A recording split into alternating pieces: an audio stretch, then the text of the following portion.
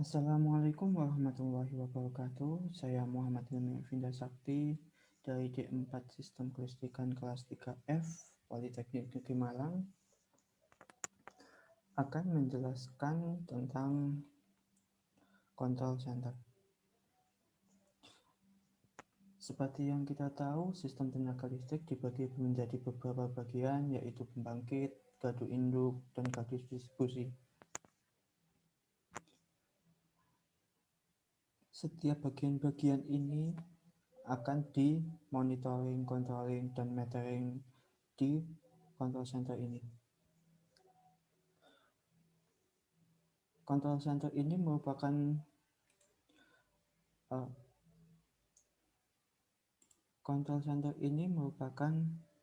pusat informasi yang terdapat di gardu induk dan di gardu distribusi. Mulai dari berapa tegangannya, berapa arusnya, apakah ada kegagalan atau gimana, itu terdapat di control center ini. Control center ini bekerja dengan menggunakan Ethernet, jadi setiap kabel transmisi ini akan terdapat kabel yang dinamakan kabel FO. Kabel FO ini bekerja dengan menggunakan sistem cahaya, jadi mengirimkan cahaya. Seperti yang kita tahu, kecepatan cahaya merupakan kecepatan yang tercepat untuk saat ini, jadi hampir tidak ada delay.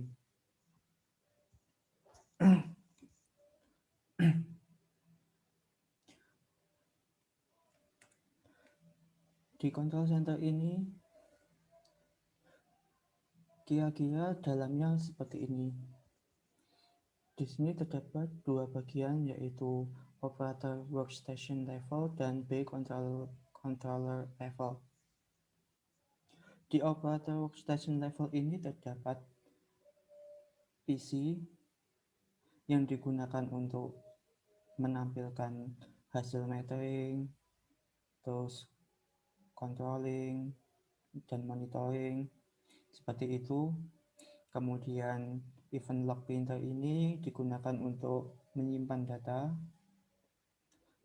data hasil monitoring dan metering di sini, dan hard copy printer yang digunakan untuk mencetak data-data yang ditampilkan di PC.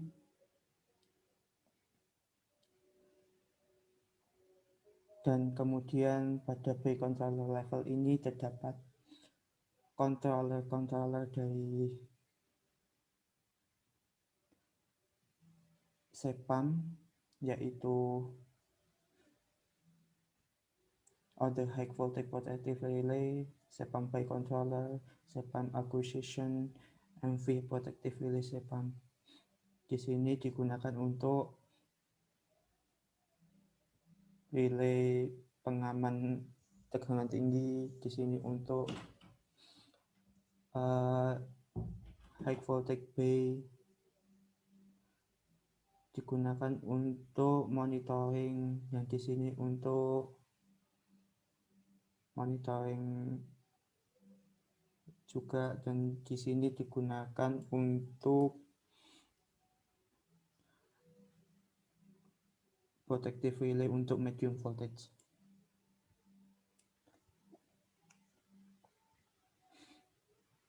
Di B controller level ini juga terdapat gateway. Gateway ini berfungsi untuk sebagai alamat di tiap-tiap controller.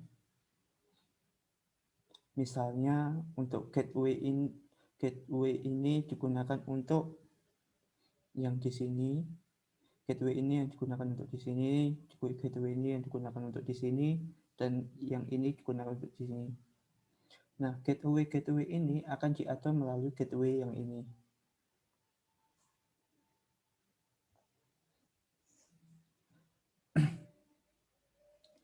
Gateway, misal gateway ini akan menyalakan protective relay yang ini dengan indikator yang terdapat di sini. Maka di Sepam by controller ini akan mengirimkan data ke gateway, dan di gateway ini akan mengirimkan data ke on the high voltage protective relay yang ini, sehingga setiap peralatan-peralatan yang ada di sini saling terhubung.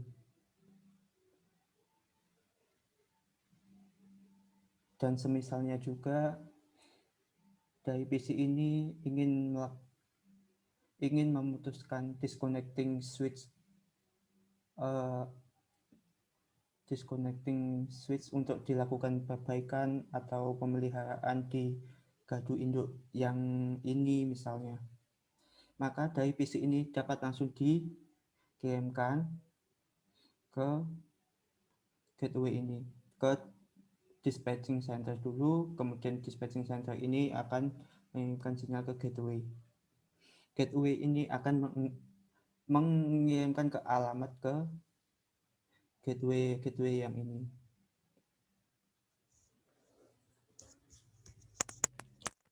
Itu pula sebaliknya, apabila di sini kan dapat digunakan untuk monitoring dan metering.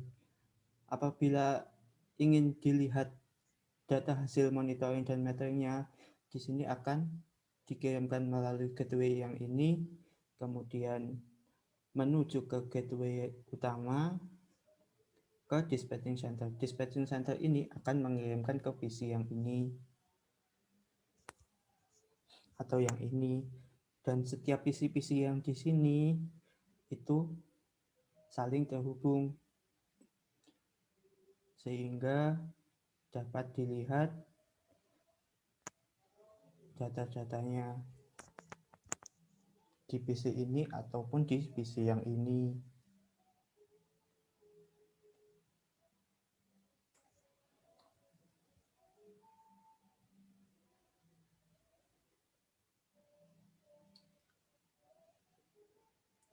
Seri Sepam yang digunakan,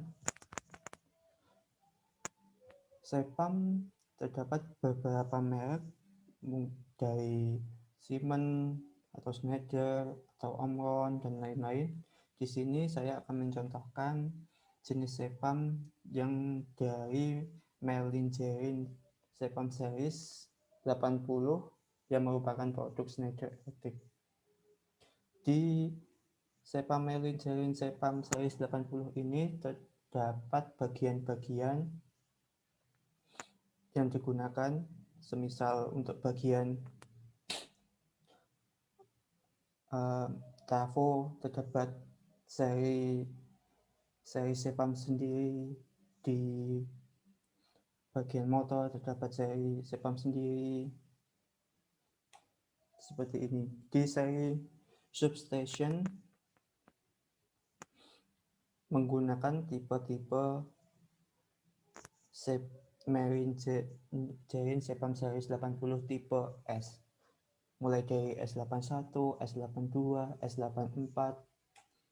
Kemudian yang trafo menggunakan seri tipe T, T81, T82, T87.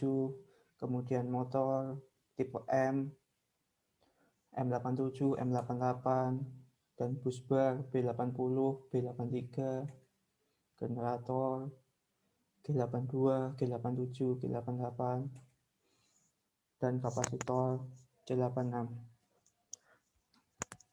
Tipe-tipe ini memiliki spesifikasi sendiri yang dapat dilihat di webnya Schneider. Di sini sudah terdapat nama-nama Sepam seriesnya, Sepam series 80 Untuk misal yang digunakan untuk substation yang ini S80, kita tinggal klik saja pada hurufnya, kemudian akan ditampilkan produk datasheet, user guide, dan katalog, dan di bawahnya terdapat karakteristik yang terdapat. Relay application ini digunakan untuk apa, kemudian device name-nya apa, dan kontrol dan monitoring tipenya untuk apa. Di sini sudah dijelaskan. Kalau di sini terdapat circuit breaker atau kontaktor kontrol dengan ANSI kodenya juga disediakan, latching, acknowledgement, ANSI code 86, logic discrimination, ANSI code 68, dan lain sebagainya. Di sini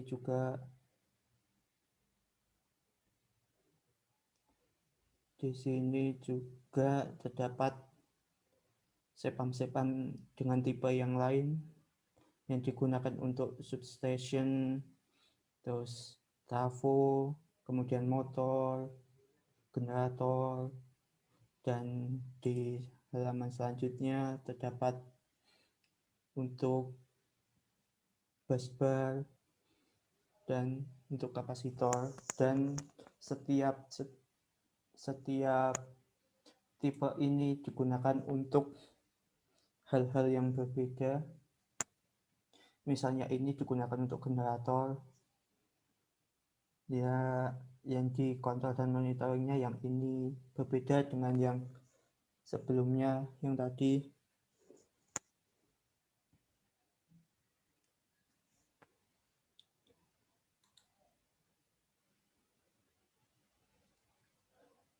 Dan semuanya dapat dilihat di websitenya Schneider Electric.